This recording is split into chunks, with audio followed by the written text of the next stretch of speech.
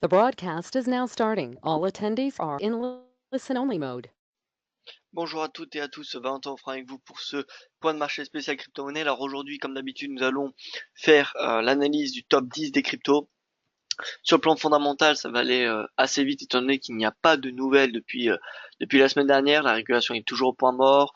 Lightning Network, nous n'avons pas vraiment d'avancée là-dessus, ou en tout cas nous n'avons pas de communication. Ça avance progressivement et il n'y a pas de nouveaux sites marchands comme Apple ou Amazon qui accepteraient les crypto-monnaies, ce qui serait selon moi un catalyseur permettant de recréer un climat peut-être pas d'euphorie, mais en tout cas d'appétit pour le marché des cryptos. Pour le moment, le marché se stabilise à 400 milliards de dollars. On va voir ça dans un petit instant. Avant toute chose, je vous invite à prendre connaissance de l'avertissement, les gars, sur le risque. Le trading avec effet levé amplifie toujours les gains et les pertes. Un compte risque limité prend un risque de perte du capital investi. L'investissement sur compte titre prend un risque de perte en capital. IG fournit exclusivement sa service d'exécution d'ordre. Cette présentation est indicative et ne saurait être considérée comme un conseil ou une recommandation. Alors bien le bonjour à vous Loïc, j'espère que vous allez bien. Alors on va passer tout de suite à l'analyse technique. J'ai écrit un article que j'ai publié il y a de cela trois quarts d'heure à peu près, qui va récapituler un petit peu tout ce que je dis, sauf qu'il n'y a pas le top 10 des cryptos, il n'y en a que quelques-unes, vous voyez, Bitcoin, Ether, XRP, Bitcoin Cash. Donc on va voir ça dans un petit instant. On fait comme d'habitude une petite analyse du marché d'un point de vue global et ensuite on va faire l'analyse du top 10. Et si vous avez bien évidemment une crypto qui n'est pas dans le top 10, donc vous voulez que je fasse une analyse technique, n'hésitez pas à me la demander et j'essaierai de faire de mon mieux pour vous fournir une analyse technique. Alors, la capitalisation boursière qui se stabilise, vous voyez un petit peu légèrement en dessous des 400 milliards de dollars sur 3 mois, voici la courbe. Vous voyez, le point haut a été réalisé au début du mois, à la fin de la première semaine, le 6 mai. 6 mai. Depuis, on a un marché qui est en légère baisse. Alors, ce n'est rien de très méchant. On a une baisse on est passé de 466 à 390 à l'heure actuelle. Donc, ça fait une baisse d'environ 20%, entre 20 et 25% du marché. Petite phase de respiration, c'est normal, hein, étant donné que le marché avait quand même près de doubler en l'espace d'un mois. Donc c'est tout à fait normal qu'on ait une petite phase de baisse. Voilà. C'est rien de très inquiétant, je pense. Je pense que le marché va évoluer progressivement. Le marché devrait augmenter à la hausse progressivement dans l'attente de nouveaux catalyseurs. Le plus long, la plus longue consolidation du Bitcoin a duré un peu plus d'un an. Donc voilà, ça vous donne un petit peu un ordre d'idée ce dont à quoi nous pouvons peut-être nous attendre. En tout cas, la consolidation que nous avons sur le Bitcoin n'a rien d'exceptionnel, ni le crash qu'on a eu en début d'année. Voilà, c'est du déjà vu sur le Bitcoin. Donc voilà, un marché qui consolide, comme on peut le constater. On a une petite prise de bénéfices, mais rien ne nous dit que ça va repartir à la hausse prochainement. Le prochain catalyseur daté, c'est le 20-21 juin avec le G20 qui se regroupe à nouveau en Argentine pour discuter crypto et régulation. Est-ce qu'il va en avoir une ou est-ce que la régulation va être reportée comme ce fut le cas en mars dernier? Telle est la question. Parmi le top 10, nous pouvons constater que la crypto qui, comment dire, sous-performe, c'est le Bitcoin Cash.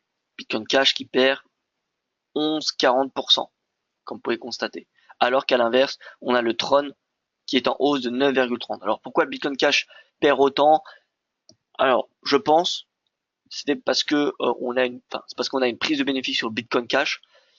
En un mois, on a eu de la mi-mars à la mi-avril, nous avions eu de la mi-avril à la mi-mai, pardon, nous avions eu le Bitcoin Cash qui avait triplé de prix dû à l'annonce d'un hard fork qui a eu lieu donc le 15 mai, qui a permis d'augmenter la taille de bloc de 8 à 32 mégabits.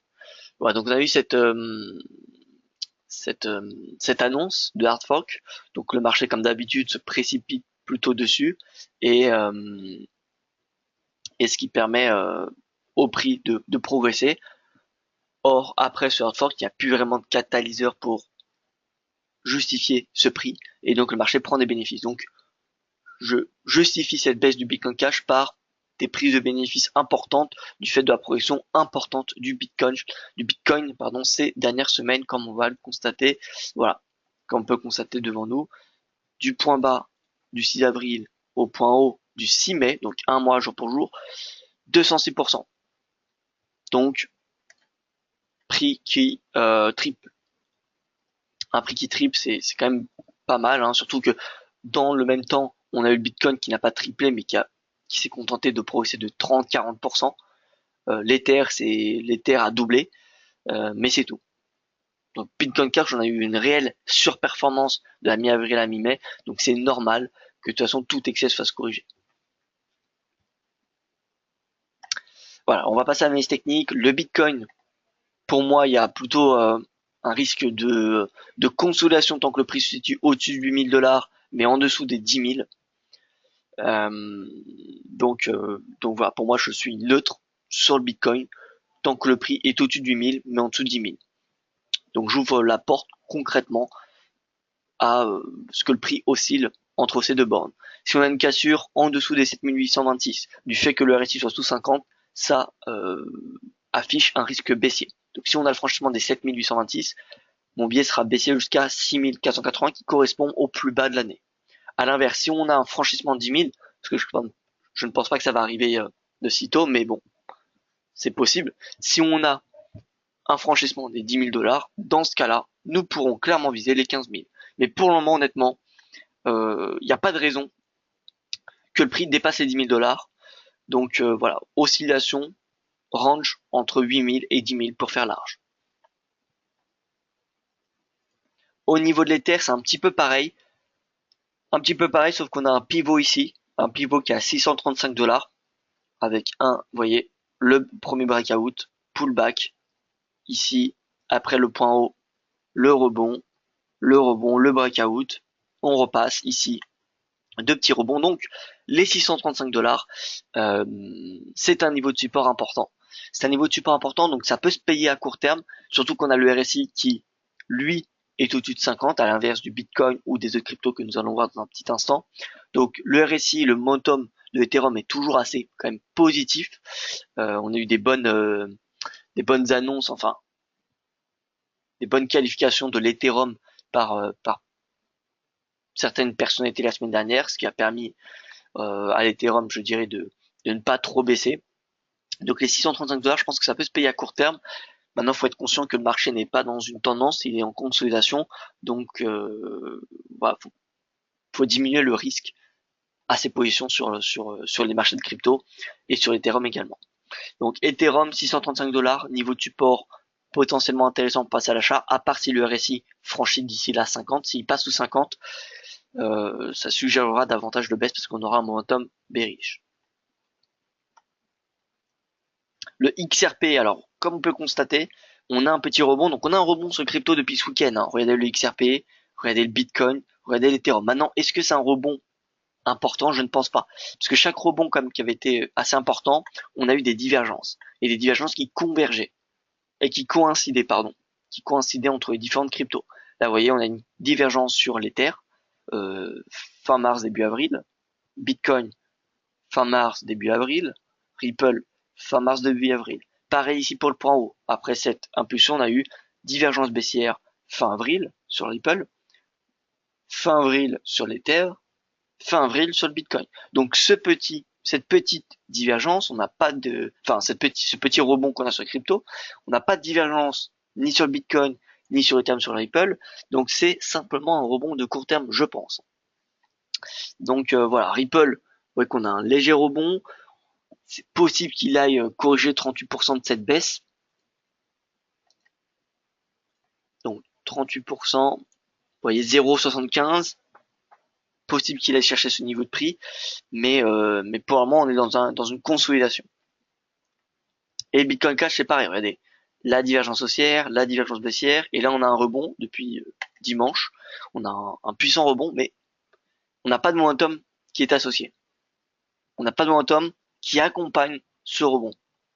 Donc voilà, ça fait perdre un petit peu de crédibilité ce rebond du prix. je pense qu'il n'est que de court terme. Voilà, c'est un rebond, peut-être pas d'intraday, mais ça va être quelques séances, pas plus. Alors passons au top 10, on continue avec EOS, Litecoin, Cardano.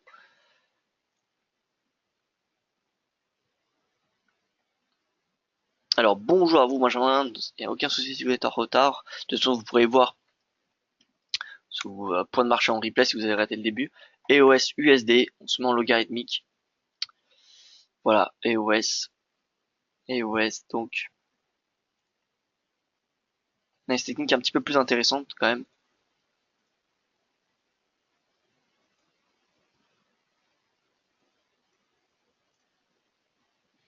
Ouais, l'oblique, belle oblique haussière, c'est très propre. Maintenant, j'ai du mal à croire que l'EOS va comment dire, va progresser dans un marché qui consolide. Bon, toutefois, on a eu quand même une hausse et des nouveaux plus hauts sur EOS récemment, vous voyez, à la fin du mois d'avril, donc ce n'est pas impossible qu'on ait EOS qui continue à surperformer. En tout cas, ça a l'air d'être une devise qui surperforme assez bien. Si vous regardez EOS avec le benchmark Bitcoin, EOS Bitcoin, c'est quoi? C'est une droite. C'est une droite depuis l'automne 2017. On a eu une petite phase de sous-performance de l'EOS en, au premier trimestre, mais depuis, vous voyez, on a une nouvelle hausse. Et pareil, si on met EOS ETH, vous voyez concrètement, en termes de temps, on a EOS qui surperforme soit le Bitcoin ou l'Ethereum. Et pour un moment, tant qu'on a cette tendance, bon là on a un petit pullback, vous voyez que EOS sous-performe à court terme le Bitcoin et l'Ethereum, ce qui est plutôt normal. Pourquoi? Parce que l'EOS a atteint des nouveaux records. Donc on a eu des prises de bénéfices. Mais vous voyez que à long terme, EOS quand même surperforme, donc c'est peut-être intéressant de se positionner finalement long sur cette crypto. On a un seuil, c'est les 20 dollars. Vous voyez, 20 dollars, c'est là où le marché a pris des bénéfices. Donc 20 dollars, pourquoi pas l'achat à 13,45, un stop sous le précédent plus bas et viser les 20 puis 25. Ça me semble possible. Continue avec le Litecoin. Litecoin qui a du mal à progresser, on n'a vraiment aucun catalyseur sur le Litecoin en ce moment. Donc voilà, RSI qui est sous 50, donc RSI baissier. Ce qui me laisse à penser que Litecoin pourrait revenir à 116, pourrait venir tester ce seuil. On continue avec Cardano, puis Stellar. Cardano, Stellar, alors on a peut-être une oblique.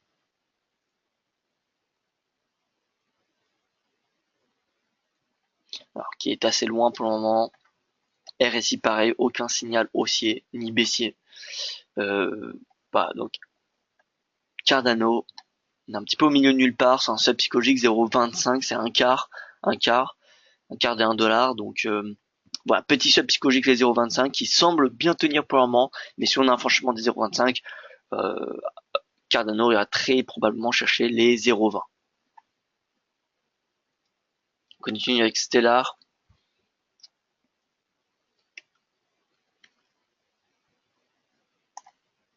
Voilà, Stellar.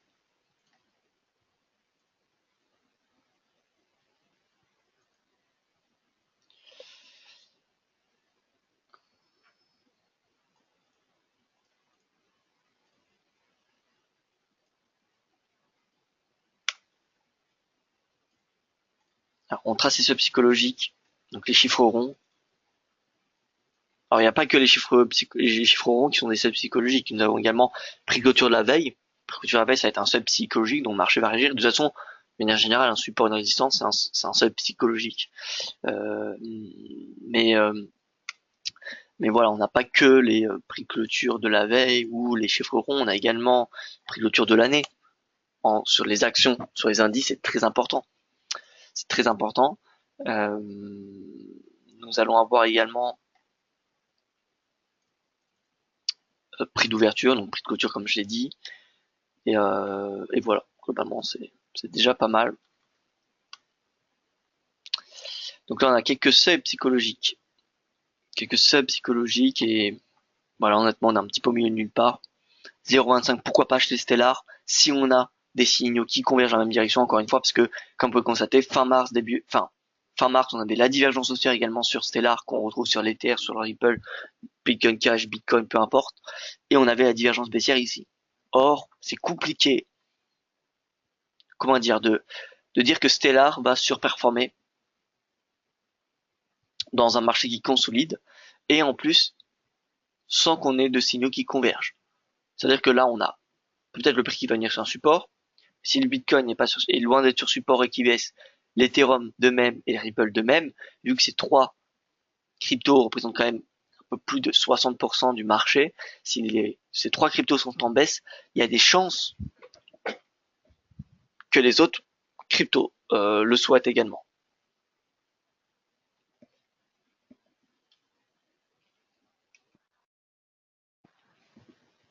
Ensuite, passons à Tron puis IOTA.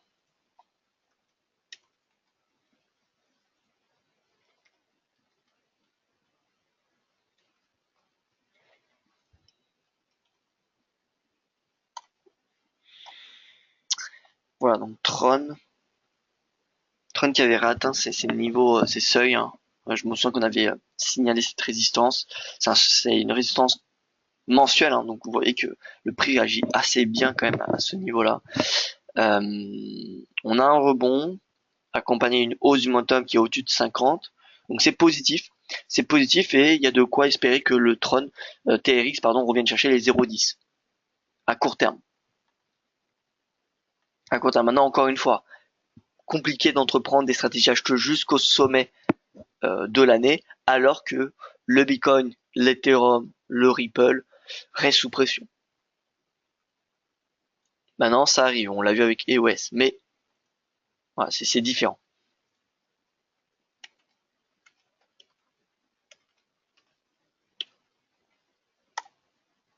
Et le IOTA, donc le IOTA à peu près à 2 $, hein, il consolide à 2 $. Eh bien, RSI qui est baissier. Donc IOTA, c'est pas forcément la meilleure crypto à s'insérer à long, malgré sa capitalisation boursière plutôt raisonnable, voilà, entre guillemets, hein, 5 milliards de dollars. Voilà, et pareil, nous n'avons pas de divergence. Donc IOTA, plutôt la mettre à l'écart. Donc en ce moment, ce qui est intéressant, je dirais, c'est EOS, Tron, et voilà, globalement, c'est ces deux cryptos qui me semblent les plus intéressantes parmi le top 10. Après, toutes les autres sont plutôt en consolidation et n'ont pas vraiment des seuils intéressants à payer pour le moment. Je dis bien pour le moment. La semaine prochaine, ça peut changer. Mais voilà, cet après-midi, Tron, EOS, ça me semble les deux cryptos qui m'inspirent le plus confiance à l'achat pour le moment. Au vu des signaux techniques, bien évidemment. Et donc voilà. Écoutez, je vois qu'il n'y a pas de questions, il n'y en a eu aucune. Donc, bien écoutez, si vous en avez, n'hésitez pas à me les poser via les réseaux sociaux. J'essaierai d'y répondre dans les plus brefs délais ou en commentaire dans cette vidéo qui sera mise en ligne en replay sur YouTube. En tout cas, je vous remercie pour votre attention, pour votre présence. Je vous souhaite une bonne journée. Je vous dis rendez-vous demain à 9 h pour mon point de marché quotidien, dans lequel vous pouvez poser des questions sur des crypto-monnaies. Il n'y a aucun souci. Voilà. Merci à vous. Excellente journée et à demain.